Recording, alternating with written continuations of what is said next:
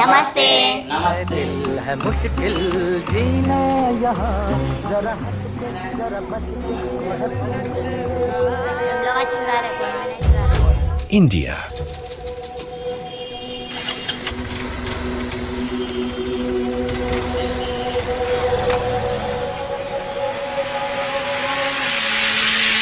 maanta safarkeennu wuxuu ka bilaabanayaa dalka ugu dadka badan dunida. India. Waxaan joognaa magaalada taariikhiga ah ee Hyderabad 10 million. oo magaalo ay ku nool yihiin ku dhowaad 10 milyan oo qof. Population of Laakiin tani waa hal magaalo oo keliya. Qiyaastii dalka oo dhan dadka degan waxay ka badan yihiin 1 bilyan. Hyderabad waxaa caalamka lagu yaqaan hal shay oo gaar ah. biryani equal Cuntadan caanka ah India ayaa astaan ku noqotay. Waxaana dadka ku dhaqan halkan ay u arkaan qayb nolol maalmeedkooda ka mid ah. Safarka waxay noo bilaabay qoys martigeliyay socdaalkeena si aynu ugu baranno hab nolol maalmeedkooda, dhaqankooda iyo qiyamka ay la nool yihiin. Kadib safarkeena India waxaan u gudbaynaa qaaradda Afrika, gaar ahaan dalka Rwanda.